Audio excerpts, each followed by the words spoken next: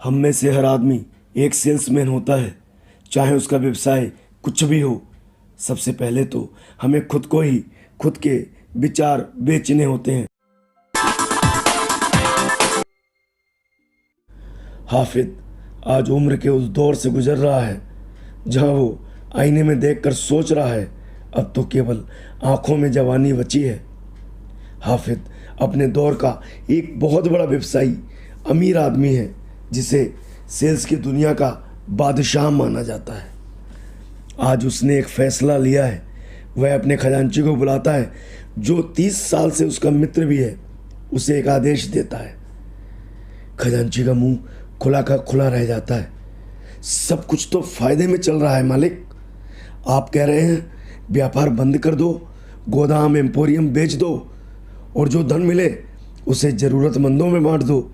हाफिद, जो आदेश मिला है उसे पूरा करो और ये महल, एक गोदाम आपके लिए इनाम के तौर पर देता हूँ, क्योंकि आपने जीने का बेहुनर सीख लिया है जहाँ दूसरों के लिए जिया जाता है।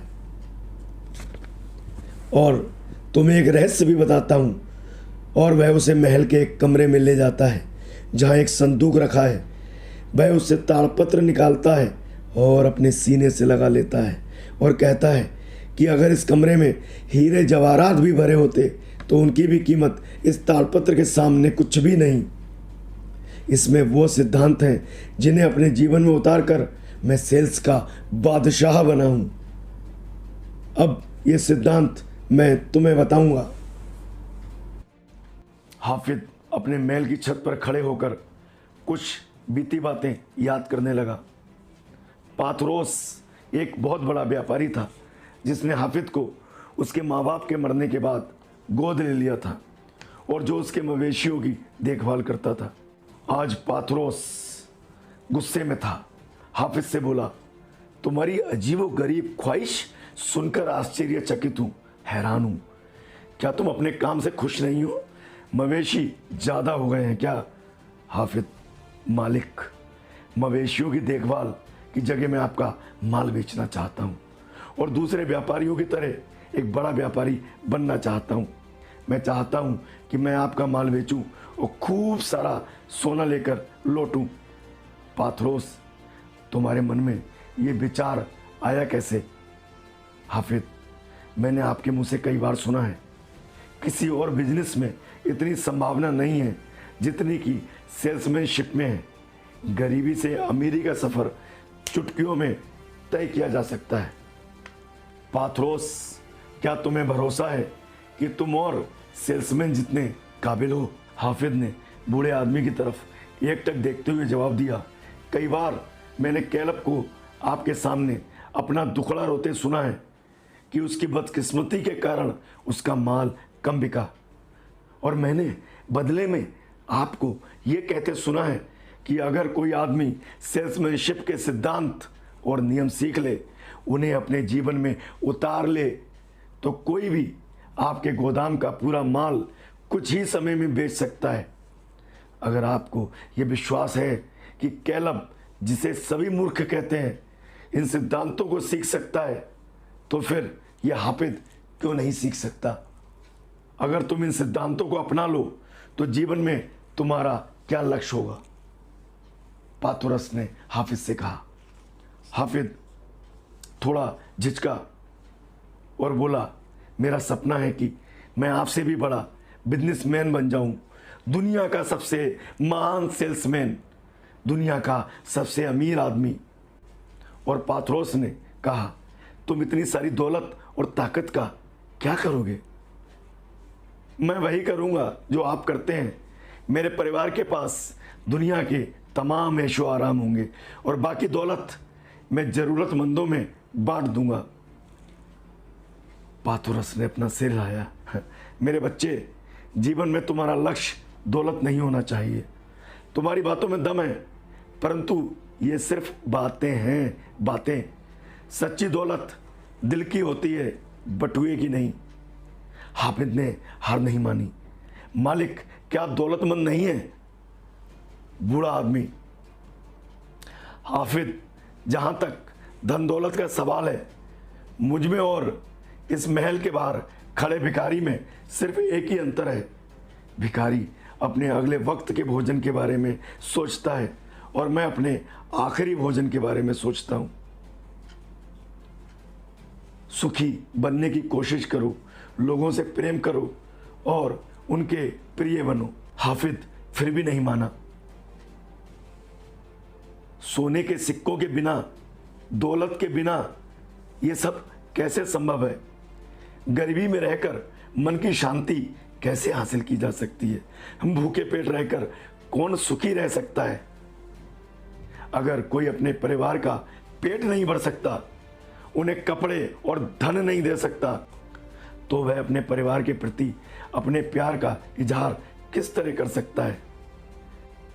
और मेरी नज़र में गरीबी का मतलब है योग्यता या महत्वाकांक्षा की कमी, और मैं जानता हूं कि मुझ में ना योग्यता की कमी है और ना ही महत्वाकांक्षा की। पाथोरस के माथे पर शिकन आ गई। महत्वाकांक्षा की बात तुम्हारे मन में अचानक कैसे आई?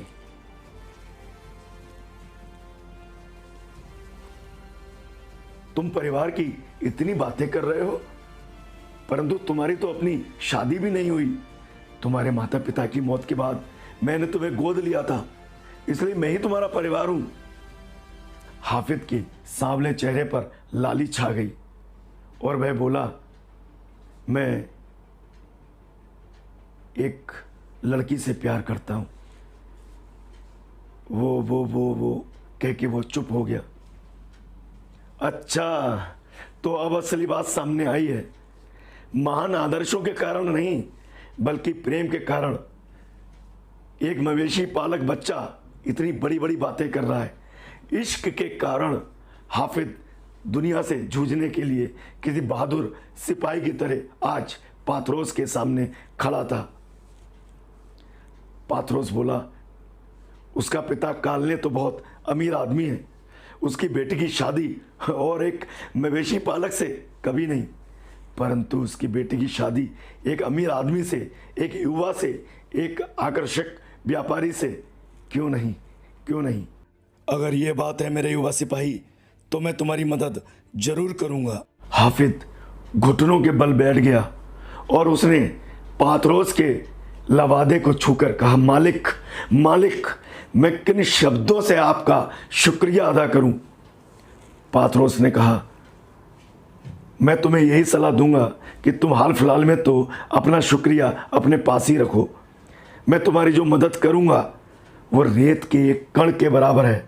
हाफिज की खुशी तत्काल मुरझा गई और उसने पूछा, क्या आप मुझे वे सिद्धांत और नियम नहीं सिखाएंगे जिन्हें सीखकर मैं एक महान सेल्समैन बन सकता हूं? नहीं, मैंने तुम्हें बचपन से लेकर आज तक कभी लाड़ प्यार में नहीं बिगाड़ा। अक्सर लोग मेरी आलोचना करते हैं कि मैंने अपने गोद लिए हुए बच्चे को मवेशी पालक के काम में लगा दिया, परंतु मेरा विश्वास था कि तुम्हारे मन में जो आग थी वह एक ना एक दिन जरूर सामने आएगी, और जब वह आग सामने आएगी तो इतने बरसों तक की कड़ी मेहनत की आग में तपकर तुम सोना बन चुके होगे। आज की रात मैं तुम्हारी बातें सुनकर खुश हूं, क्योंकि मैंने तुम्हारी आंखों में महत्वाकांक्षा की लौ जलती हुई देखी है।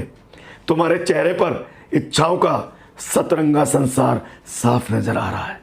ये अच्छी बात है और इससे मेरा फैसला भी सही साबित हुआ है, परंतु तुम्हें अभी ये सिद्ध करना होगा कि तुम में शब्दों के अलावा भी कुछ दम है, क्योंकि शब्द सिर्फ हवा होते हैं, हवा।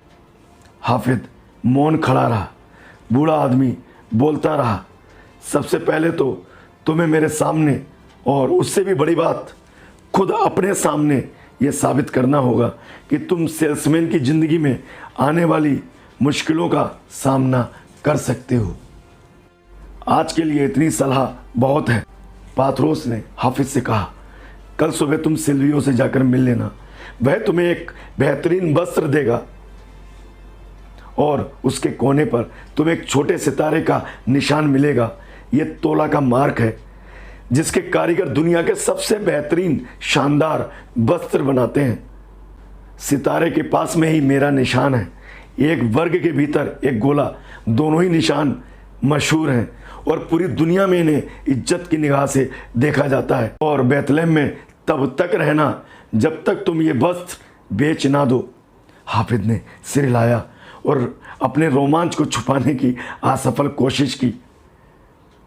मैं इस वस्त्र को किस कीमत पर बेचूं मालिक? मैं अपने लेजर में तुम्हारे नाम पर एक चांदी के सिक्के की कीमत चढ़ा दूंगा। जब तुम लौट कर आओ तो तुम मुझे एक चांदी का सिक्का दे देना। बाकी जो भी बचे वह तुम अपने कमीशन के तौर पर अपने पास रख लेना। दरअसल इसकी कीमत तुम्हें ही तय करनी है। तुम बाजार में जा सकते हो, तुम शहर के हर घर में जाकर इसे बेचने की कोशिश कर सकते हो। वहाँ हजारों घर हैं, निश्चित रूप से तुम वहाँ पर एक वस्त्र तो बेच ही लोगे, ठीक है ना? हाफिज ने एक बार फिर सिर हिलाया और सहमति जताई। पाथोरस ने धीमे से अपना हाथ हाफिज के कंधे पर रखा और कहा, मैं तुम्हारे लौटने तक किसी और को तुम्हारी जगह पर नहीं रखूँगा। अगर तुम्हें ये लगे कि तुमसे सेल्समैन का काम नहीं बनेगा तो मुझे कोई आपत्ति नहीं होगी, क्योंकि मैं जानता हूँ ये काम कठिन है और तुम्हें भी इसमें कोई बेइज्जती नहीं लगनी चाहिए। कोशिश करने और हारने पर कभी शर्मिंदा मत होना, क्योंकि जो कभी नहीं हारता वह ऐसा इंसान है जिसने दरअसल कभी कोशिश ही नहीं की। पाथरोस हाफिज के करीब आया। क्या तुम मेरे शब्दों का पूरा मतलब समझ गए हो? हाँ मालिक, हाँ। फिर मेरे सामने उसे दोहराओ। अगर जीतने का दृढ़ संकल्प हो तो इंसान कभी नहीं हार सकता।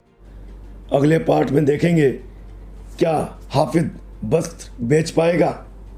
ऐसी कौन सी घटना घटित होगी जो पाथरोस को लगने लगेगा यही उन ताड़पत्रों का असली बारिश है। हाफिज चुनौतियों का सामना कैसे करता है।